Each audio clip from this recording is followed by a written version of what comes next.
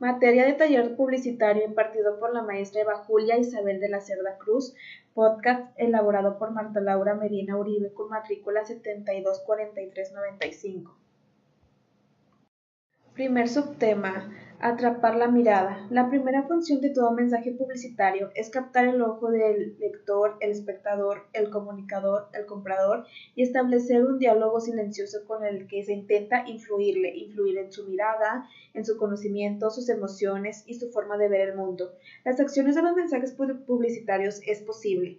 Por una parte es una acción obviamente comercial y por otra, y en la misma medida, son los medios publicitarios. Segundo subtema: el receptor como centro. Es el receptor y no el emisor, el creador ni el medio quien determina el mensaje. Las imágenes, el lenguaje, los códigos, el eje de comunicación o la idea fuerza los soportes y los medios. Esto implica la orientación, las habilidades creativas y las técnicas del diseñador.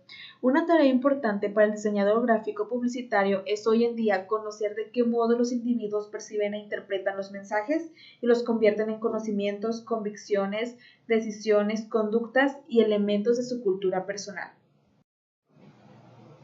Tercer subtema: el costo generalizado. Hay una segunda ley que habla sobre la enseñanza de la micropsicología, que es la observación del individuo al microscopio en el influir de sus actos en la vida cotidiana.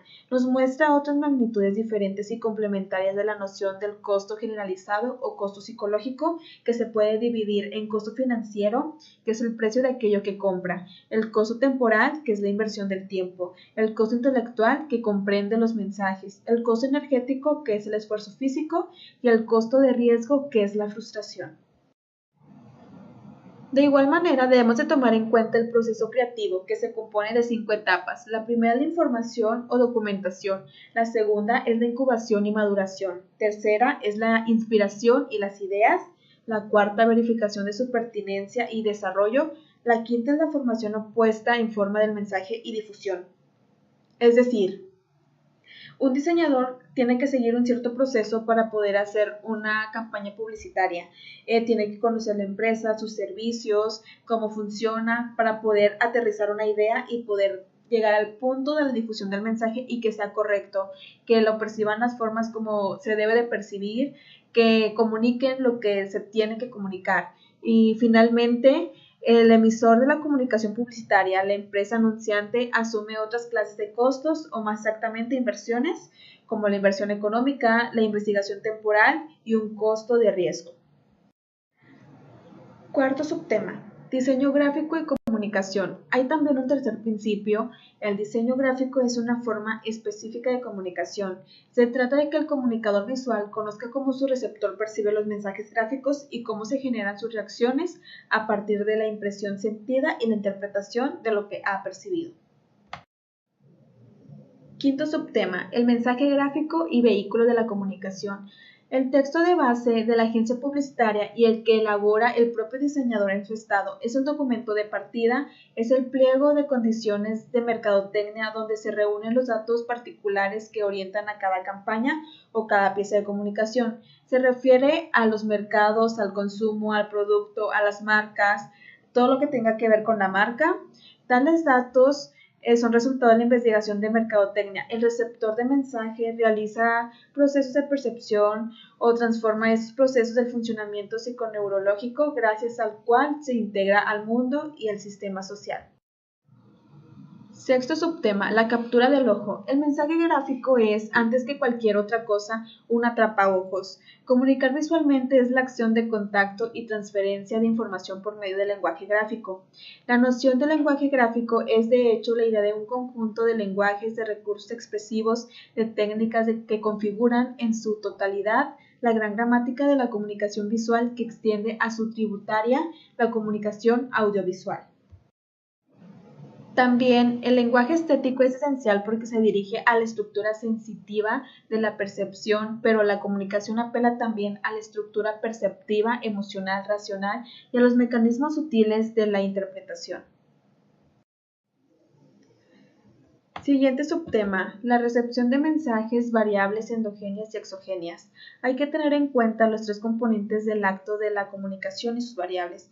El primero es la disipación relativa del receptor ante el mensaje. La segunda es la situación perceptiva, el momento, el lugar y la circulación ambiental del contacto.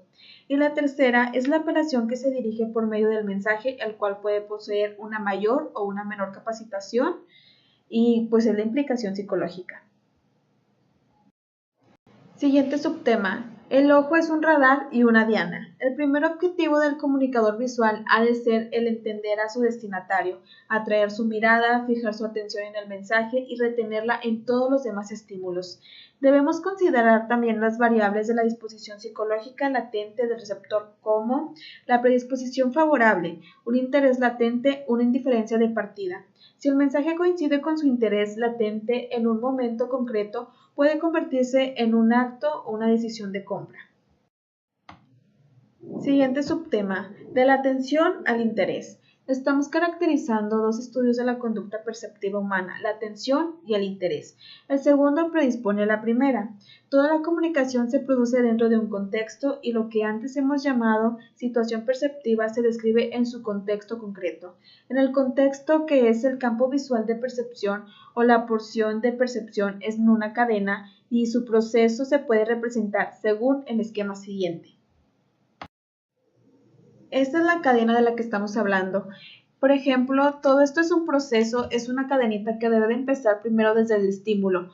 Tiene que seguir por la excitación, la selección, atención, interés, percepción, integración y la acción, por último. No puede empezar, por ejemplo, primero del interés y luego irse a la selección y luego a la integración.